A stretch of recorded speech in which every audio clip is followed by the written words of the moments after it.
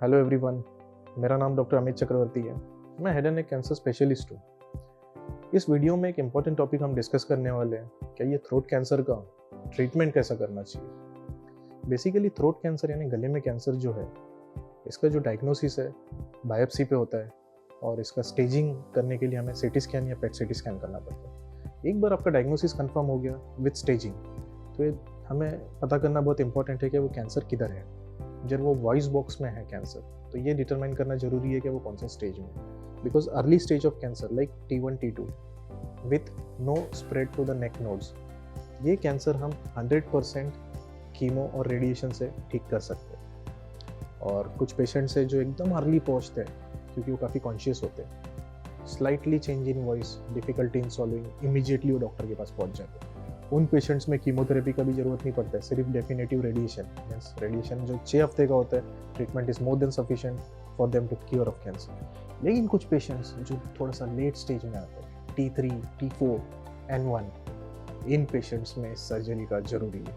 अब surgery depend करता है कि वॉइस बॉक्स का कौन सा पार्ट अफेक्ट हुआ है।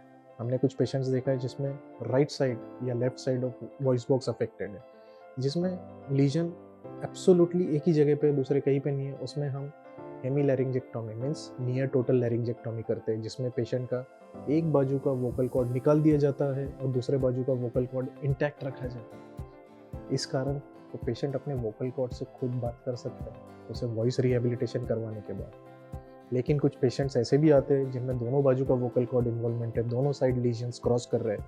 उन पेशेंट्स में हमें कंप्लीट लैरिंग्स निकालना पड़ता है और जिस बाजू का थायराइड ग्लैंड और कार्टिलेज अफेक्टेड है वो निकालते हैं। कुछ patients bilateral thyroid cartilage and gland involvement लेके आते हैं, कुछ patients unilateral thyroid cartilage involvement लेके आते हैं। जब एक ही साइड का थायराइड कार्टिलेज इन्वेजन है तो हम एक ही बाजू का थायराइड ग्लैंड निकालते हैं, दूसरा प्रिजर्व करके रखते हैं, कारण पेशेंट को जिंदगी भर थायराइड का टैबलेट लेने की जरूरत नहीं पड़नी चाहिए। अब कुछ पेशेंट्स जो है थ्रोट कैंसर में ऐसा भी आते हैं कि सर वो खाना खाते टाइम पर दिक्कत होता है, means upper part of oesophagus का कैंसर, जिसे पोस्ट क्रिकॉइड बोलते हैं। अब ये कैंसर में जो गोल्ड स्टैंडर्ड ट्रीटमेंट है वो डेफिनेटिव कीमो रेडिएशन। लेकिन कुछ पेशेंट्स में हमने देखा है 6 महीने का ट्रीटमेंट देने के बाद भी उनका बीमारी बचा रहता है और इन पेशेंट्स में हमें बड़ा सर्जरी यानी TPLO करना जरूरी है, दैट इज टोटल फेरिंगो लैरिंगो इसोफेजेक्टोमी। और परमानेंटली इधर छेद होता है जिसमें वॉइस प्रोस्थेसिस बिठा दिया जाता है और इन पेशेंट्स को स्टार्टिंग में 4 से 6 हफ्ता नाक में नली के द्वारा फीडिंग किया जाता है, उसके बाद वो धीरे धीरे मुंह से प्रॉपरली खा सकते हैं। थर्ड कैटेगरी ऑफ पेशेंट्स है जो हाइपोफेरिंजियल मैलिग्नेंसी के साथ आते हैं।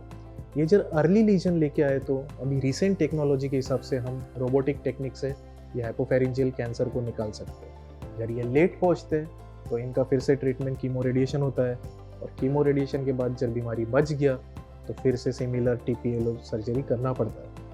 आपके मन में हेड एंड नेक कैंसर के बारे में कुछ भी डाउट है तो आप मेरे हेड एंड नेक कैंसर के चैनल को सब्सक्राइब कर सकते हो।